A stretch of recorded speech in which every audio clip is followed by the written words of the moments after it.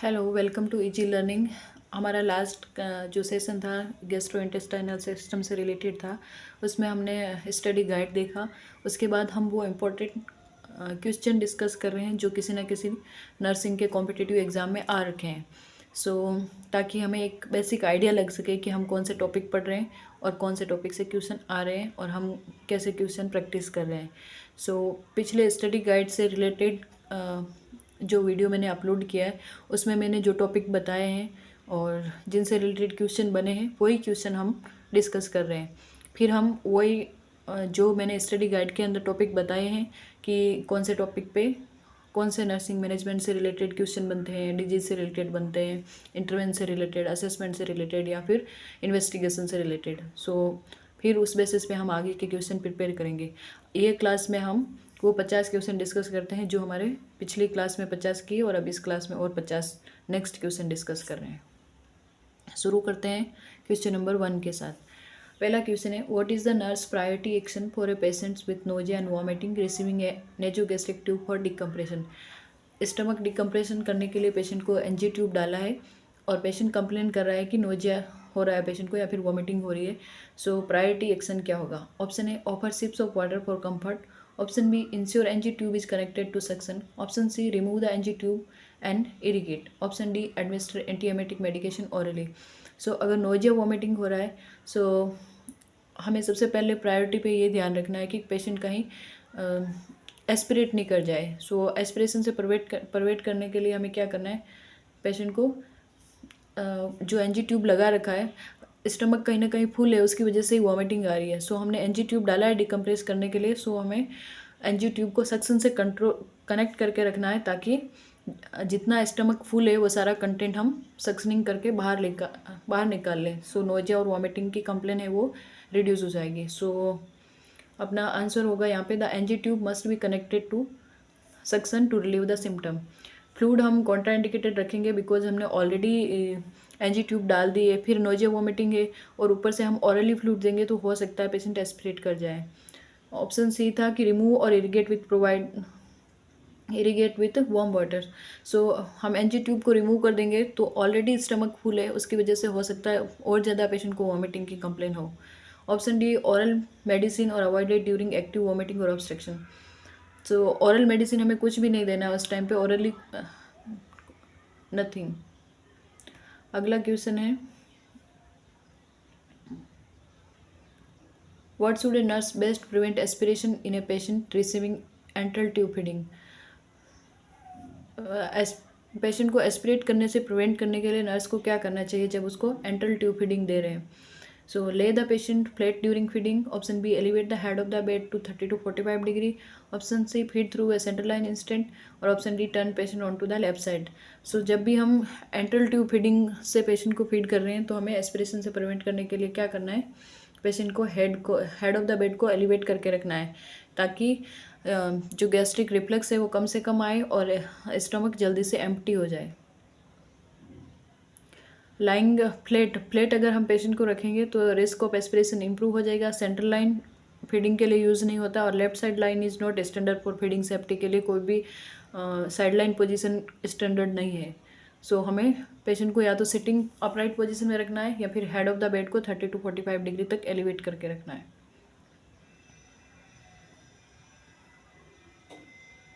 अगला क्वेश्चन है, विच assessment finding would require immediate intervention during a tube feeding. अगर हम ट्यूब फीड कर रहे हैं और ऐसा कौन सा असेसमेंट है जिसकी वजह से हमें इमीडिएट कुछ ना कुछ इंटरवेंशन करना पड़ेगा? Option A, patient complain of fullness. Option B, gastric residual of 200 ml। Option C, abdominal distension with vomiting. Option D, absence of power sound. Gastric residual अगर मोर देन 50 ml या फिर 80 ml होता है तो उस feed को हमें skip करना होता है। जब तक रेजिडुअल वॉल्यूम है जो हम एस्पिरेट करके वापस निकाल रहे हैं स्टमक से, वो रेजिडुअल वॉल्यूम अगर 50 से कम नहीं है तब तक हमें फीडिंग नहीं करना है। और मोर देन 200 अगर रेजिडुअल अमाउंट जो है हम वापस एस्पिरेट करके निकाल रहे हैं स्टमक से, अगर वो 200 ml है ये कोई सिग्निफिकेंस नहीं है बिकॉज ये तो ऑलरेडी पहले वाला फीड है वो डाइजेस्ट नहीं हुआ है और हम ऊपर से एक्स्ट्रा फीड नहीं दे सकते। उस टाइम में हमें फीडिंग स्किप करना है अगर मोर देन 50 है तो भी। Option C abdominal distension with vomiting. Already patient vomiting कर रहा है और हम और फीडिंग देंगे, सो उसके लिए हमें इमीडिएट इंटरवेंशन की ज़रूरत है। I think option C is the correct answer. Distension and vomiting suggest intolerance है और ऑब्स्ट्रक्शन है कहीं ना कहीं एलिमेंट्री ट्रैक के अंदर। सो या तो पेशेंट को इंडाइजेशन हो रहा है, सो पेशेंट फीड टॉलरेट नहीं कर पा रहा है, या फिर कहीं ना कहीं जीआई ट्रैक में ऑब्स्ट्रक्शन हो गया है। सो उसके लिए हमें फीड को स्किप करना है, इमीडिएटली स्टॉप करना है। नेक्स्ट क्वेश्चन है, how should the nurse position a patient after administering A tube feeding. Feeding देने के बाद ऑलवेज हाई पावलर पोजीशन या फिर अपराइट पोजीशन में हेड को रखना है। Upright position prevent the regurgitation. Option C is the correct answer. Question number 5, what is the priority nursing action for a patient with a PEG tube who develop redness, warmth and drainage at the insertion site. So peg tube क्या होती है? पारेंटल gastric tube होती है। Who develop the redness, warmth and drainage in the insertion site. So peg tube कहाँ पे डालते हैं? Directly हम नोज से ट्यूब को इंसर्ट नहीं करके इंटेस्टाइन में या फिर एस्टमक के अंदर इंसर्ट कर रहे हैं ट्यूब को। सो अगर इंसर्शन साइट पर रेडनेस है, वार्मथ हो रही है या फिर ड्रेनेज, कुछ ना कुछ इन्फेक्शन के साइन दिख रहे हैं हमें वहाँ पे, तो हमें क्या करना है? Apply cold compression to the site, document the finding as expected. Option C notify the health care provider और option D flush the tube with warm water. So insertion site पे कहीं पे भी लाइक आईवी लाइन लगी है या फिर pack tube लगी है, कोई भी ट्यूब लगी है, अगर लोकल साइट पे हमें इन्फेक्शन के साइन दिख रहे हैं, शो हो रहे हैं या फिर हमें असेस हो रहे हैं, तो हमें क्या करना है? हेल्थ केयर प्रोवाइडर को इन्फॉर्म करना है फर्स्ट कि या तो एंटीबायोटिक दे या फिर रिमूव कर दे साइट लाइन को। So option C is the correct answer. There is a sign of infection, require medical attention. Question number 6, which intervention should the nurse prioritize when caring for a patient with new onset abdominal distension and absent bowel sound?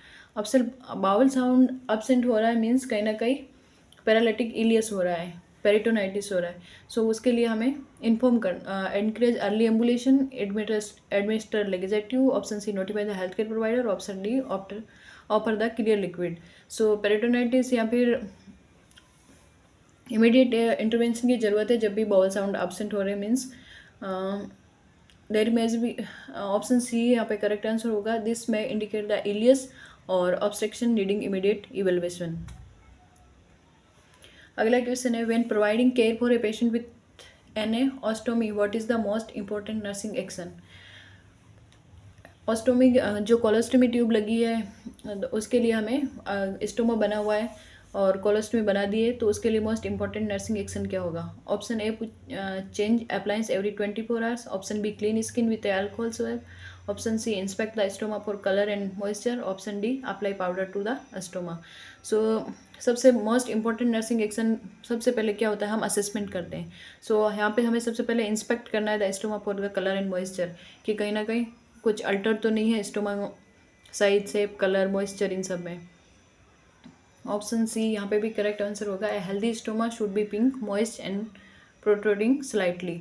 थोड़ा stomach जो हमारी normal skin है उससे ऊपर होना चाहिए और pink colour का होना चाहिए और मॉइस्ट होना चाहिए, वो एक हेल्दी स्टोमा का इंडिकेशन है। फ्रीक्वेंट चेंज कैन वो स्किन को इरिटेट कर सकता है, उसकी वजह से हो सकता है आसपास स्टोमा के साइड से लीकेज होना चालू हो जाए। ऑप्शन बी अल्कोहल ड्राई कर देगा और डैमेज कर सकता है स्किन को। और ऑप्शन डी क्या है? Powder is only use to skin irritation, not routinely, हमें कहीं पे भी पाउडर अप्लाई नहीं करना है। So correct answer option C होएगा। यहाँ पे हमें असेस करना है कि स्टोमा हेल्दी है या नहीं। अगला क्वेश्चन है, what is the nurse best action if A patient complain of cramping during a large volume enema. अगर हम पेशेंट को इनेमा दे रहे हैं, सो नर्स का पेशेंट कंप्लेन कर रहा है कि उसको क्रैम्पिंग आ रहा है एब्डोमेन में, सो बेस्ट एक्शन क्या होएगा? Option A remove the enema immediately. Option B slow the rate of infusion. Option C continue at the same rate. और option D clamp the tubing for 5 minute. So अगर patient को cramping हो रही है तो यहाँ पे हमें सारे ऑप्शन दिए। Continue at the same rate तो कभी भी नहीं करना है। Clamp the tubing for 5 minutes ये हम बाद में कर सकते हैं। Slow the rate of infusion, अगर slow the rate of infusion दिया तो हमें सबसे पहले स्लो करना है, बिकॉज अगर इनिमा दे रहे हैं बॉडी में कुछ ना कुछ तो हम डाल रहे हैं, उसकी वजह से पेशेंट को थोड़ा डिस्कम्फर्ट होगा, क्रैम्पिंग हो सकता है। सो हम रेट को थोड़ा कम कर देंगे इन्फ्यूजन का, उसकी वजह से हो सकता है उसका क्रैम्पिंग रिलीव हो जाए। और उसके बाद अगर slow the rate of infusion नहीं दिया तो हम क्लैम्प कर सकते हैं ट्यूब को, मतलब होल्ड डाउन प्रोसीजर को 5 मिनट के लिए होल्ड कर दो, फिर उसके बाद रिपीटेडली चालू कर दो।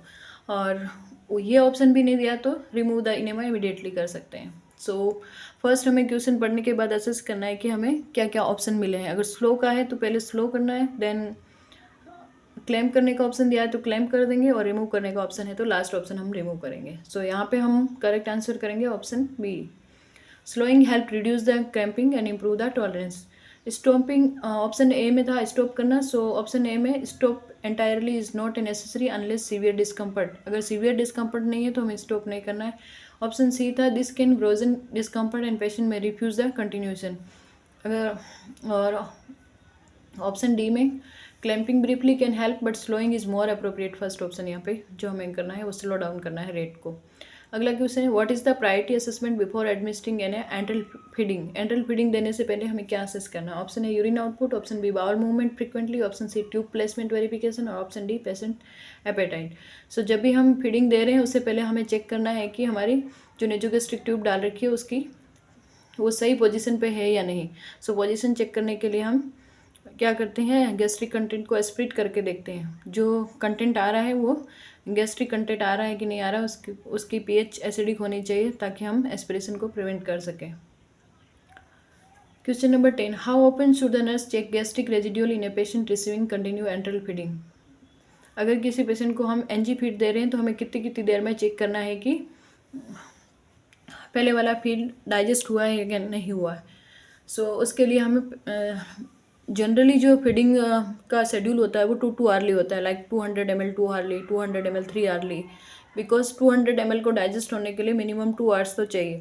सो 2 आवर्स के बाद हम अगली फीड देने से पहले एस्पिरेट करके देखते हैं। अगर रेजिडुअल वॉल्यूम मोर देन 50 है तो हम होल्ड करेंगे, नेक्स्ट फीड अगले घंटे शेड्यूल करेंगे। सो कंटिन्यूस एंट्रल फीडिंग दे रहे हैं तो उसके लिए हमें एवरी 2 to 4 आवर्ली चेक करना है कि पहले वाला फीड डाइजेस्ट हुआ है या नहीं हुआ। Frequent monitoring every 4 hour ensure the tolerance and prevent the aspiration, कि वो फीड पहले वाली टॉलरेट हो रही है या नहीं हो रही है। अगला क्वेश्चन है विच nursing action help prevent the skin breakdown in a patient with diarrhoea. Diarrhoea का पेशेंट है उसकी स्किन को ब्रेकडाउन होने से प्रिवेंट करना है, सो हमें कौन सा नर्सिंग एक्शन करना है। Option A limit the fluid intake, option B use barrier cream, option C apply cold pack to the area, और option C keep the patient NPO. So limit fluid intake नहीं कर सकते because of diarrhoea है, तो patient dehydration में जा सकता है, इलेक्ट्रोलाइट इम्बैलेंस हो सकता है, तो हमें लिमिट नहीं करना है fluid intake. Use barrier cream use कर सकते हैं, apply cold pack for the area. Cold pack use करने से हो सकता है कि पेशेंट की स्किन है वो ज़्यादा डैमेज हो जाए और रेडनेस हो जाए वहाँ पे। ऑप्शन डी है keep the patient NPO. NPO भी नहीं रखना है because same explanation here also कि पेशेंट डायरिया में है, इलेक्ट्रोलाइट इम्बैलेंस हो सकता है। So barrier cream protect against moisture and acidity both.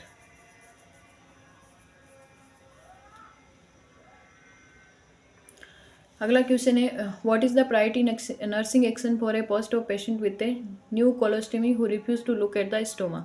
एक पेशेंट को नई नई पोस्ट ऑप में आया है कोलोस्टमी लगने के बाद, सो पेशेंट रिफ्यूज़ कर रहा है कि वो अपने स्टोमा की तरफ देखना नहीं चाहता बिकॉज एक बहुत बड़ा बॉडी चेंजेस होता है स्टोमा बनाने के बाद। पेशेंट को ऐसे थोड़ा एंजाइटी हो सकता है। So what is the nurse's role. Option A notify the health care provider, option B offer emotional support and therapeutic communication, option C document refusal and move on, option D contact wound care specialist immediately. So इसमें हमें क्या करना है, patient अगर ऐसे refuse कर रहा है कि मुझे नहीं देखना है स्टोमा की तरफ, या फिर उसको बॉडी चेंजेस लग रहा है, वो पेशेंट एक्सेप्टेंस नहीं है, सो उस कंडीशन में हमें पेशेंट को इमोशनल सपोर्ट करना है और थेरेपेटिक कम्युनिकेशन मेंटेन रखना है। Option B is the correct answer. Emotional support help address body image changes because पहले फर्स्ट डे पोस्ट ऑप में मोस्टली पेशेंट एक्सेप्ट नहीं कर पाते हैं कि उनको स्टोमा हुआ है। सो प्री ऑप भी काउंसलिंग और थेरेपेटिक कम्युनिकेशन रखना है, और पोस्ट ऑप में भी थेरेपेटिक कम्युनिकेशन और इमोशनल सपोर्ट। अगला क्वेश्चन है which action is most important for preventing infection in a patient with packed tube.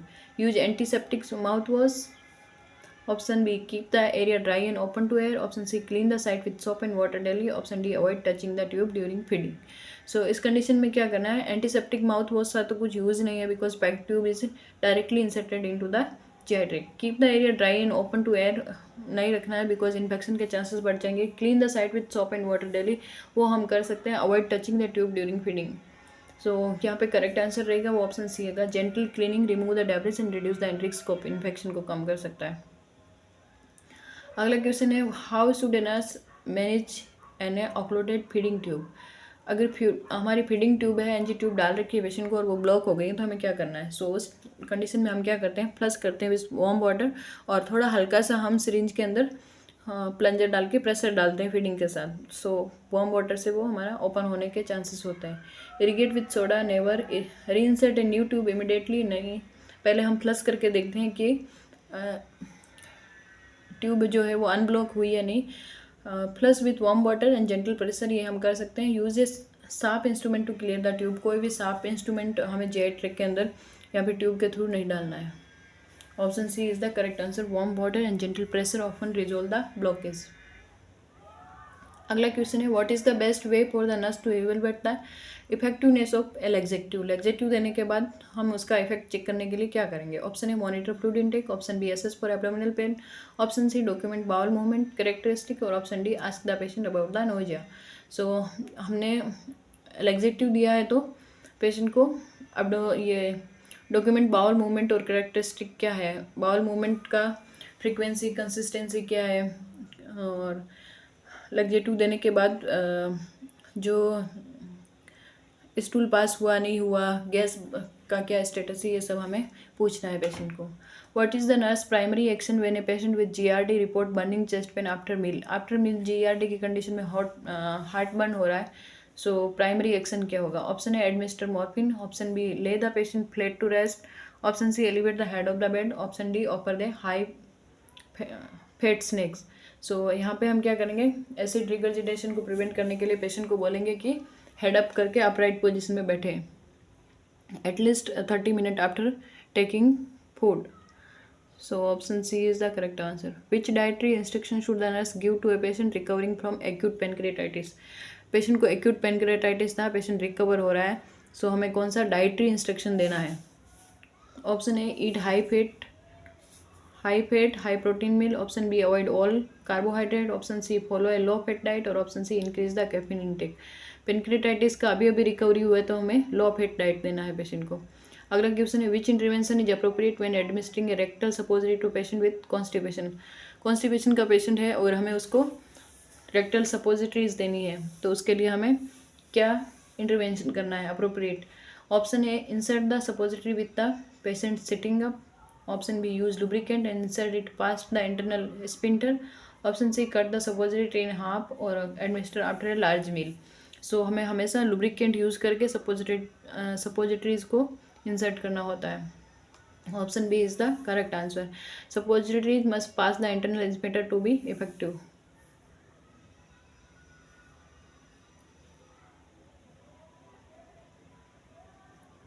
अगला क्वेश्चन है what is the nurse best action to manage nausea in a post op abdominal surgery patient.